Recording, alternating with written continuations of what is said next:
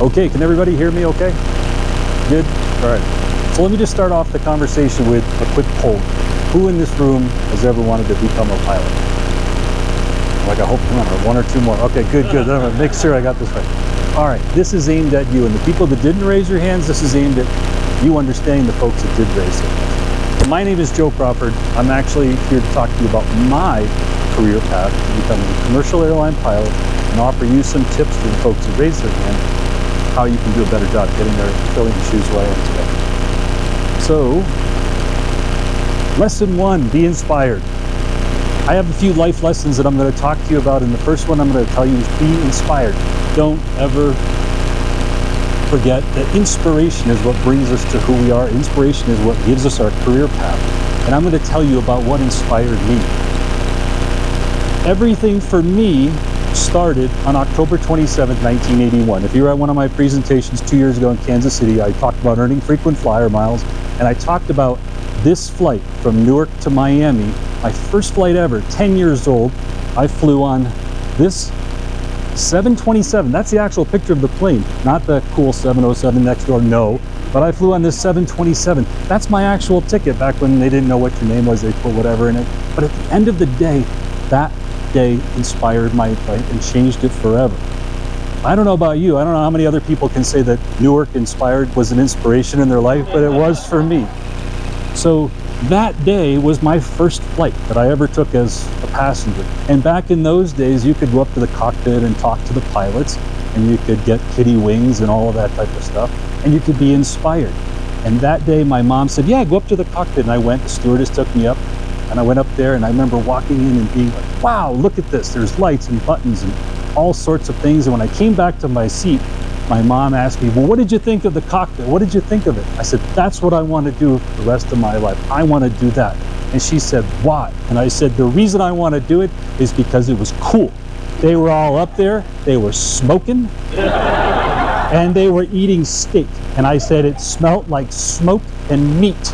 Smoke and meat.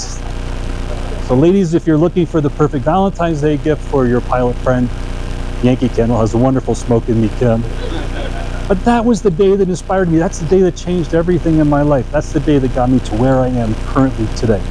So when I decided to pursue my aviation career, I said, how can I go through this? I went through and said, if I'm going to go to college, how can I incorporate college and flying and do the best of both worlds? As some of the folks that are here know, I actually attended Embry-Riddle Aeronautical University in Daytona Beach, Florida, the Yale of the skies. And back in those days, you could go to Prescott or you could go to Daytona. So I went down to Daytona and I flew for 4 years, got all my license, my private commercial instrument, and my CFI, my flight instructor rating. But I did all of that while going to college and earning a bachelor's. And along the way, I got some of these really cool fishing glasses, like everybody amazed by. But my next thing is chase your dreams. Whatever it inspires you, whatever makes you want to do what you do, chase it. Don't be afraid. The only person that can ever stop that is you. Nobody else in this world can stop you from pursuing your dreams except for you. Chase your dreams. While I was down at Embry-Riddle, one of the coolest things I ever did is I did my first solo. And I was like, well, they all said, don't do anything stupid. Just go out there, fly the plane, run the checklist, no photos. Well, I might have taken a couple of photos. This is me doing my best Groucho Marx impression. I don't know if my eyebrows or whatever, but at the end of the day, that was me right before I took the runway and took off for the first time in a Cessna 172 at Ormond Beach. And when you do your first solo, as many of you know, the instructors cut the back of your shirt off, they write some cool stuff, and that's mine. Actually, I dug out of the all my boxes and to make for this presentation. So that's my actual first solo t-shirt. While I was at Embry-Riddle, the 4 years there, these are the planes that I flew. I flew 172s, Moonies, Cadets, and then this T303 Cessna Crusader. That was our multi-engine. So most of those planes are kind of in the junkyard nowadays, but this was a long time ago, and this was what I flew for 4 years while I was at Embry-Riddle. So while I was going to school there during the normal school year, I was still pursuing my dream and wanting to be around airplanes, wanting to be around aviation and people that were enthusiastic about it. So during my summer breaks, while I was back in Connecticut, I found a job at this little airport in East Haddam, Connecticut. Does anybody know where East Haddam is? Goodspeed? Oh, one hand. Okay, the rest of you guys study what this is. So this was a really cool airport. It was about a half an hour from where I lived, and This runway was right along the Connecticut River here, and of course this is a beautiful fall day when this was taken. It's a 2,700-foot strip, and this had flight lessons that they had. This was a picture that I took of a Warrior that they had on charters, but they also had airplanes that are float planes. So for 2 summers I worked up there as a line boy, pumping gas and pumping the floats out of this thing, and just hanging out at the airport, sitting at picnic tables and talking to people when they would come by and say, hey, who are you? Where are you going? Can I fly with you? Hey, tell me a story, whatever. This is what I did when I wasn't going to school, but it was a great way to meet people, and it was a great way to stay pursuing aviation. Well, fast forward a couple more years, comes April of 1993, I graduated from Embry-Riddle. In 1993, for those of you who remember, the airline world was a difficult time. Midway, Eastern, Pan Am had all just gone out of business. It was very tough getting a job, even flight instructing, never mind flying charters or whatever. So I left Embry-Riddle and I said, I'm going to go pursue something in some other part of the country and try to find a job, and it was really difficult. But I ended up going back to Connecticut, and I found a job back in my hometown in Danielson, Connecticut, which is right up on the Rhode Island border, northeastern Connecticut. And I stopped into the FBO there, and I asked the guy that was there, I said, hey, are you looking for a flight instructor? And this is what he said to me. He said, well, how much Tomahawk time do you have? And I, of course, you know, Bill Clinton was president at the time. I said, well, he opens the door and says, point at the Tomahawk. I don't think I could do it, because never even seen a Tomahawk. I answered him the best way possible. I said, the Tomahawk is a great airplane. It inspires hope. I said, that's a great airplane. That's what I want to do. I didn't say I'd never even flown one. I didn't even know what it looked like. But he said, here, go take the books, go out, do some touch and goes. You got a student in 2 days. So I was teaching in this airplane right here for 48 hours that I had been reading the books, and I just got thrown into it, and it was a great experience, but I never even knew what a Tomahawk was. Look at that. Look at that old antique panel. That was, you know, for some of the younger folks at Embry-Riddle. I don't know if you recognize some of those old steam gauges. Okay. That was the airport right there. But here's the cool thing about it. I flew that airplane. We had 2 of them. I have about 750 hours in a Tomahawk, and a plane that I never even knew existed. Lesson number 3, think outside the box. I'm flying airplanes, I'm flying Tomahawks. I was going and sitting at the airport. Back in the day, we could sit on benches out there and talk to people. And, hey, where are you going? Can I fly with you today? Hey, do you need a safety pilot? Hey, are you looking to do your instrument rating? I'll do your biannual, I'll do your instrument refresher. Talk to people. Think outside the box to earn flight time, because your hours or credits are what you need to get that ultimate job. One of the coolest things I ever did was I got a chance to do a tourist flight to someone's first time ever visiting the state of Rhode Island in Woonsocket, Rhode Island. So that was a really cool event. But these are some of the planes that I flew in my airport and nearby airports. Think outside the box. We had a guy that was a local exterminator in our community that had a Part 135 charter in a Cherokee 6. And the Cherokee 6 was like a 747 for somebody flying Tomahawks at the time. So I got a chance to ride with him and got checked out, and I was flying some Part 135 charters in a Cherokee 6 out to Block Island, the Vineyard, Nantucket. And one of the coolest things is when the owner knows you and throws the keys to you and says, hey, your girlfriend's coming to town. Why don't you go out to Nantucket and go enjoy the weekend in my Cherokee 6. So that was actually what I did for a little while, flying this Cherokee 6. Great airplane. Think outside the box. The little airport that I worked at, that's Danielson right there, if you can see it. But up here on the north side of the airport, there was a big grass field, so we had a skydive school. And they were always looking for pilots to fly 182 to take folks up and down, and that was basically about $10 a lift is what you made in those days. So in the summer of '94, I flew 182 and did skydiving. And then probably one of the stupidest things I did was I actually got a chance to fly and jump one day and check that box. It was good, so let's just stay in the airplane. We also had on the south side of the runway a grass strip, and I towed gliders. We had a glider club on weekends, and same thing, doing this. A great way to build time, meet people, but all just thinking outside the box. My first year flight instructing, I made $9,000, and I was at the airport probably 80 hours a week from sunrise to sunset. Not trying to scare you, but it's a good investment, and it does pay off, trust me, in the long run. But think outside the box. These things are going on all around you. Skydives, towing gliders, charters, whatever it is, flight instructing. Think outside the box to build your hours. But eventually I wanted to get into the airline world and everything, and this is what I was thinking was going to be my logical path, was to go down to Florida and get my multi-engine instructor certificate, to get this rating, and then flying in a Seneca, and basically at this point, once I got it, go ahead and try to get hired there as an instructor, and then go on to one of the commuter airlines. But it was about this time that I started having, I don't know, inspirations about a different thought. I said, well, maybe there's other ways to build time than just going through the civilian world. So I turned around and I was inspired by, this movie that came out about the same time. And I said, maybe this is something that I could inspire me to want to do or pursue a career doing something different, you know? Whoa. Oh, there it is. Okay. That's a glitch. So I saw this movie and I thought, how cool is this? I could fly fighter jets. I could build multi-engine time, but in military airplanes in conjunction with flying it with the civilian airplanes. I was on a trip down in South Carolina, and this is actually in Charleston. Got a chance to, yes, this is true, take a picture on the back of an F-14. That's me, and I was inspired. I thought, military flying, that's gotta be the way to earn some time.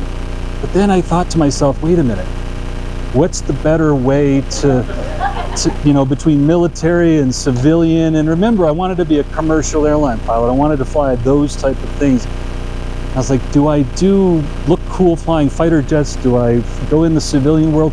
Where does the two worlds, where do they combine? Where's the yin and yang of the military and the civilian world? I found my calling here in the Air National Guard, the best of all worlds. This was an opportunity to fly in the Guard, where every unit in America gets 1 or 2 pilot slots where they send people from the street to basically be junior officers in the squadron and fly whatever their state's airplane is. For me, in Rhode Island, it was the C-130. So I flew in the Guard, building multi-engine time in the C-130 while also pursuing a career with the airlines. So you might say, a few minutes, how do you become a pilot in the military? If you're chosen to become a pilot in the Air Force, this is the path you go through. They start you off by going down to, at the time it was Hondo, Texas, flying the Slingsby, the T-3 Firefly. And they basically give you a month there to say, hey, can you solo this airplane? Can you go out and learn the Air Force ways or whatever? This happened for me. This picture was taken just a few days after the Phoenix show in 1995. So my orders came through and I went from the Airliners show in Phoenix right to this thing and flew that little T-3 Firefly, and it was a great program. That was a screening program to make sure you were ready to go to the actual undergraduate pilot training program that the Air Force offers. Undergraduate pilot training with the Air Force is a 1-year program. It takes place in about 4 different bases around Middle America. I went to Enid, Oklahoma, Vance Air Force Base. And the first 6 months that you're there, at the time, this is what we flew, the T-37. It was basically a 2-seater aerobatic little twin-engine jet. We did all sorts of things with this, and this was meant to get you, everybody flew this, and then from there they would send you to whatever your respective route training is. But I flew this for 6 months. There's my hero shots. There's my Tom Cruise shots there standing with in front of the thing. And back when yeah, that was really cool. But then the second 6 months we went on to fly, if you were going to fly tankers or transports, you went to fly this. It's a Beech 400 Mitsubishi Diamond jet that the Air Force calls the T-1A. If you were going to go fly fighters or bombers, you flew the T-38 and you would go different track. But this was a little mini corporate jet. It was the last half of your time in pilot training, and it was meant to prepare you to go to the tanker transport world. And here's some photos of me and my time flying that when I was a second lieutenant. I don't know, somewhere flying over Oklahoma. It was one of the coolest things, going out flying that thing for a little while. Now, I was a Guard guy, so everybody going through pilot training, you're active duty, you get ranked, and then you get to select an assignment, active duty, where you're going to go in the world after that. But for Guard people, I knew I was going back to Rhode Island. I knew I was going to fly C-130s, so the next step after pilot training was to go train to fly C-130. So I went to Little Rock Air Force Base for 6 months, and I flew this airplane, C-130E models, which were 1963 airplanes, early 60s. Takeoff, landing, short strips. We flew airdrops, tossed stuff out the back. We also did multi-ship formations. It was an intense program in Central Arkansas. in the late 90s. But it was an amazing experience, and from there, they get you ready to go back to your unit and fly actual operational missions. But before, you get to go by operational missions. The Air Force in their infinite wisdom sends you off to survival school for a month and a half, and you get to evade bad guys and hang out in the woods. And one of the cool things about it was later on in life, which is one of the most valuable things you could ever learn, is how to evade, in this case me, how to evade crew scheduling, and this came out as a perfect opportunity. So anyhow, after all of that, I came back to Quonset Point, North Kingston, Rhode Island, and I flew with the 143rd Airlift Squadron, and I flew these. These are the C-130s, the E models. We had dirt from the Vietnam era in the back of these airplanes. And this airplane here, I flew all over the world. Took this airplane right here, that's me actually in Colorado. That's me at an air show, popping out the window. That's me flying somewhere on the right seat of an airdrop mission. That's actually in Leticia, Colombia. We were flying down in southern South America. And that's actually in Bosnia-Herzegovina during the conflict in the late 90s. But at the end of the day, my true calling wasn't the military, it was to get into the airline world. And I knew that at some point I had to just pursue and start the applications and stuff. So the next logical step was to reach out to friends that I knew, including many of the people over here, and say, how do I get that job? How do I go from here? Well, you fill out applications. And back in those days, you filled out paper applications with little bubble dots with your name, and you attached a check for $100, $150, and sent it off, and maybe you got an interview. And these are some of the applications that, that I filled out. As we move into our next life lesson, be observant. No, I didn't apply to Air India. That was in the background. I just wanted to see if anybody was still paying attention. No, I wasn't looking to pursue a job in Bombay. No, that was not the case. But that's the next thing that I'm going to go into, another lesson. Be observant. Look around your surroundings. Think outside the box and be observant. Be prepared. Anybody here was a scout in the Boy Scouts? Wow, great. All right. I was in the Cub Scouts, the Boy Scouts. I even made Eagle Scout. But the be prepared thing and being observant work together, and it changed my career path right away. So always carry your resume. Be prepared. This is what I mean by be prepared. When you go on the road, when you're flying a trip and burning multi-engine hours, just doing an out and back, have a copy of your resume. This was my resume at the time. I don't know if it's an eye test for the folks in the back, but this is, we all put the fun stuff, how many hours and our rating and what we do and where we went to school, but don't be afraid to put the fun stuff about who you are as an individual. If you're sitting at an airline interview someday, they know you got the time, they know you got the experience. You wouldn't be sitting there if you didn't.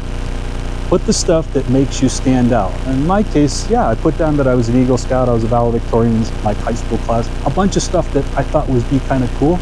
And every single interview that I have done since then, I've had those same things, and people always go, oh, I was an Eagle Scout, oh, I did this too, and you find commonality. So where does my kind of road split? Where is a major change for me? It happens right here. I was actually flying this airplane again on a trip with the Guard down to Norfolk, Virginia. And we were parked on the ramp in Norfolk next to that airplane, an American International Airways Kalitta Air Cargo 747. Both of us parked next to each other. We went into base ops. My navigator and I were talking, and we looked over and we said, hey, there's the crew from this Kalitta 747. Looked like they'd been up all night, looked tired or whatever. And in being an extrovert that I am, I said, hey, where are you guys from? What's your story? Where are you? You don't want to know it. It's like, yeah, we just came in from Bahrain. Oh, cool. I said, is that your airplane that's parked next to ours? And the guy said, yes. And I said, can we go take a look at the airplane? And I said, yeah, let's go take a look. I said, I'll show you my airplane if you show me yours. And actually what he told me is, he goes, nah, I don't want to go over that thing. I haven't had my tetanus shot in a couple of years, so I'll take you up on this 747. So we went up on the top of the 747, and the next 20 seconds changed my life forever. I was up there looking inside. I was like, wow, look at all these things. And it's like, wow, it smells like smoke and meat again. There's that scent. There's that pilot, scent. I was like, I got to work here. I said, hey, any chance you guys are hiring? And the guy said, well, do you have a resume? I said, yes, because I'm prepared. In that other airplane, I've got a resume. Well, he said, well, go get your resume. So I went down the stairs, went over to the other airplane, came back, and he says, let me see it. He scribbled something in the top right corner. He said, go fax it to this number right now. And the guy's name was Norm Gage. He was the fleet manager for 747s. And what he wrote in the top right corner of my resume, hire this kid. 2 weeks later, I was sitting in ground school in an interview for an airline that I never even heard of. And I had a friend of mine, Tom Lipsey, I don't know if he's here, I don't think he is. I reached out to him because I knew he flew there too, and I said, what am I getting myself into? And he goes, oh.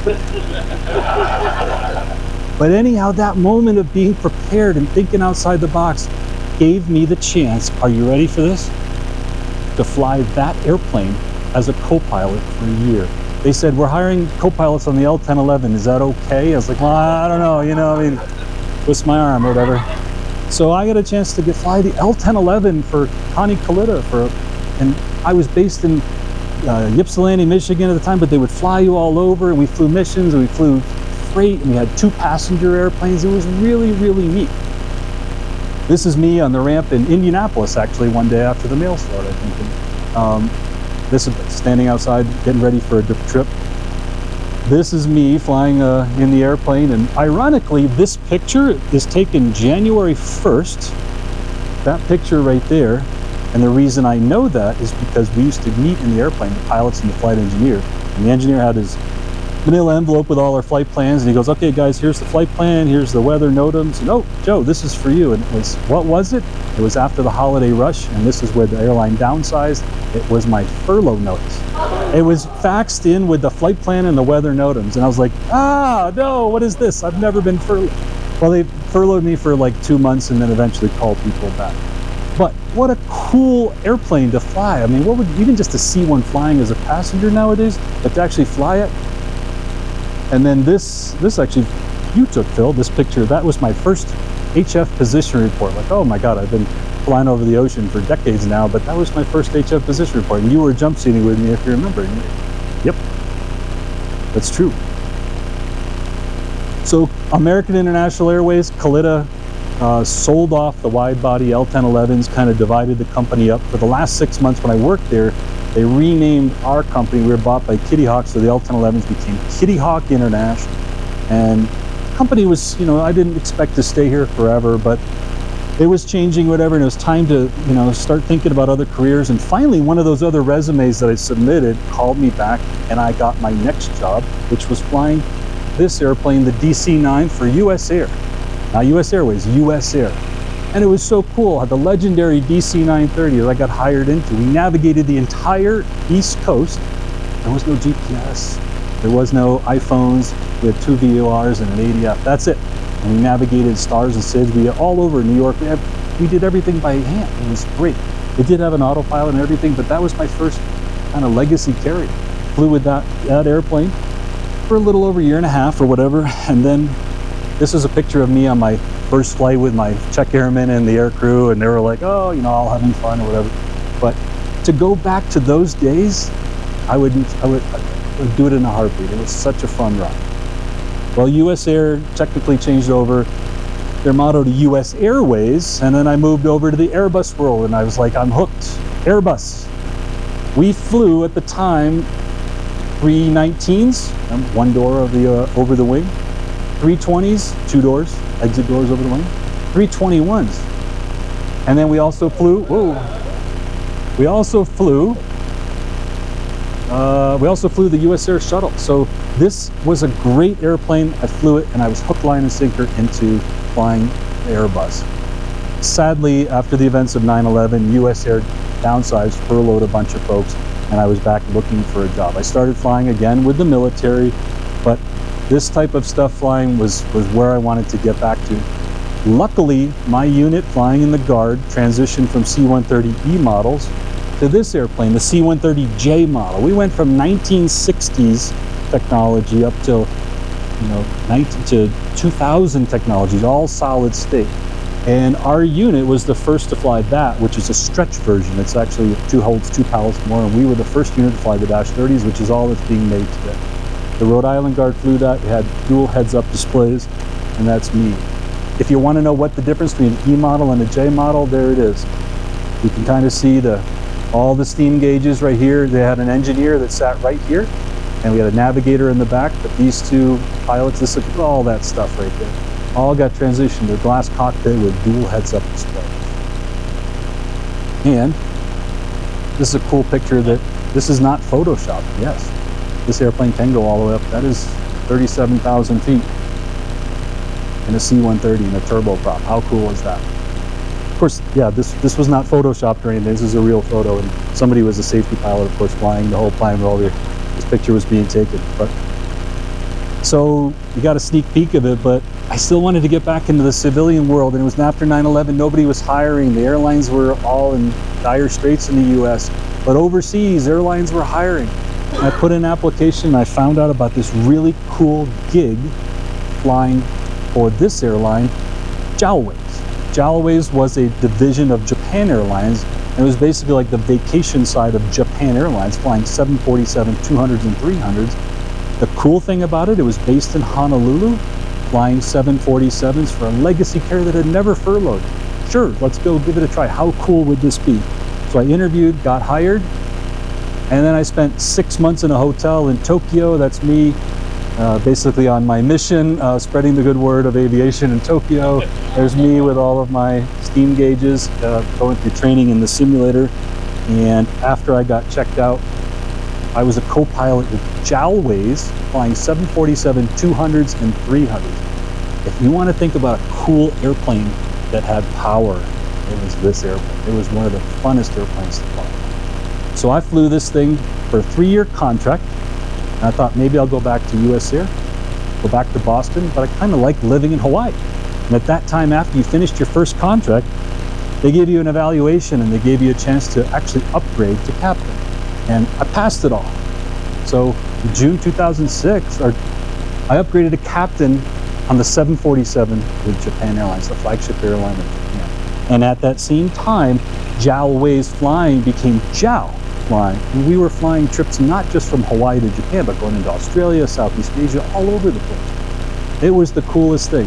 I enjoyed this job, flying as a captain on that airplane for several years. This is a picture taken in Manila, inside the engine. But then sadly, Japan Airlines went into bankruptcy in 2008 and 9. And the largest operator of 747s in the world at one time parked all their 747s. And in doing so, shut down JALWAYS, and basically all the foreign pilots, we lost our jobs. The good thing about it, they helped us get jobs at other airlines, and my next carrier was this company here, Skymark. I worked for Skymark for about 9 months, and one of the coolest things about this job was it was a direct entry captain position, flying 737s out of Haneda, living in Tokyo. But we did the ground school in Tokyo, and then we went to Hong Kong for simulators, and then we actually got a chance to go down to Melbourne, Australia, and fly Qantas 737s. I was in Australia almost a month for 4 flights in that airplane. It was a great time to be in. And then finally come back and fly domestic low-fare operations around Japan. Still, it's like, yeah, I got to get back to the States. I really want to get back. I'm a U.S. citizen. I want to fly with people, in the U.S. I was still flying in the Guard at the time. And I was like, it's killing me. I can't do that and this. So I looked for opportunities in Hawaii. I was still commuting to Rhode Island at the time. And I went out to dinner with a friend of mine in the simulator in Tokyo. And I said, I don't know what to do. This commute's killing me. And he said, you should consider joining the Navy. And I said, why would I want to do that? Because we fly Gulfstreams and we fly other transports. We have people that cook food and we stay at Marriott's. And I said, sold. So I crossed over from the Air National Guard to the U.S. Navy Reserve, and I flew this, a Gulfstream 4, also known as a C-20G for the Navy. And I flew this airplane all over the world. This airplane went to every continent except Antarctica, flying missions, cargo, you name it. And this airplane had a cargo modifications. We actually had a cargo door in the front where we could take all the passenger seats on and off and put cargo. So on the right side, yeah, because the Admiral sits on the other side. So, but anyhow, I flew. There was 2 of these based in Washington, 2 in Hawaii, Washington shut down. We got all 4 airplanes in Hawaii, and I stayed with them until we basically went into conversion status to 737.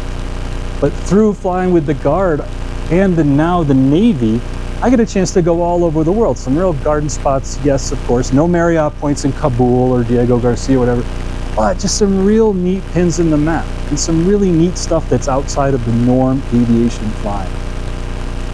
So I stayed with these guys until 2019. That's when I retired, and then I was still got to get back into the airline world after I left Japan, and I found my calling in Hawaii with Hawaiian Airlines. And I got hired in 2009 with Hawaiian Airlines. This is Ken Ruick, our Vice President of Flight Operations, standing in front of our original airplane, the Belanca, that they restored and that they flew. And I did get a chance to get a ride in that years back. But I've been with Hawaiian Airlines since 2009, but now my career is a little bit of this. I got hired into the 767-300, flew that airplane for about 2 years. These are a couple of cool pictures. This is a picture that a captain took of me after a red-eye from Tokyo about to land in Hawaii. I'm like, oh, that's like the worst picture, and he sent it into this employee newspaper thing.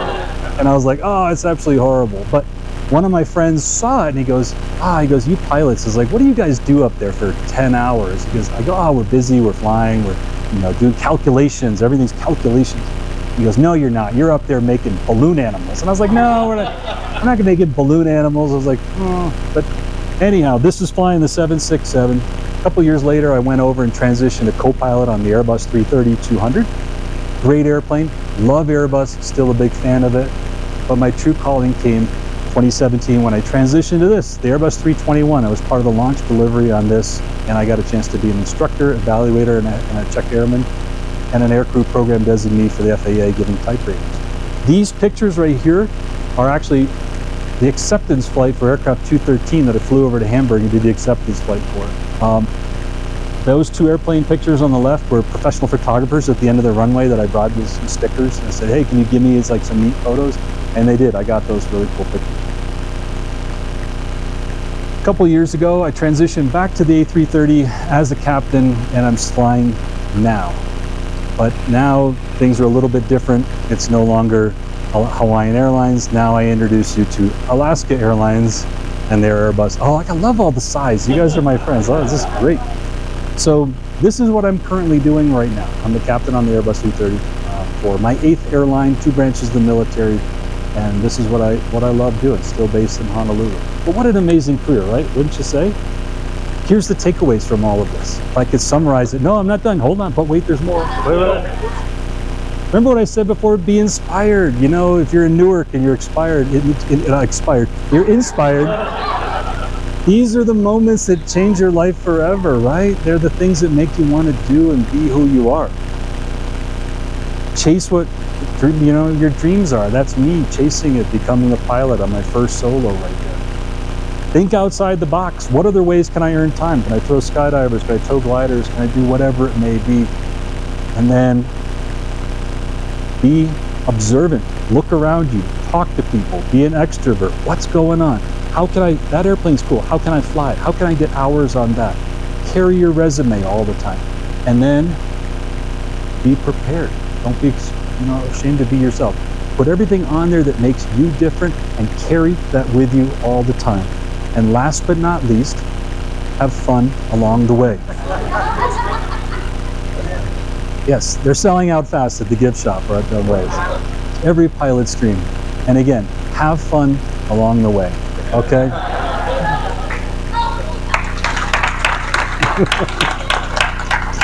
Thank you very much. Appreciate it. Thank you.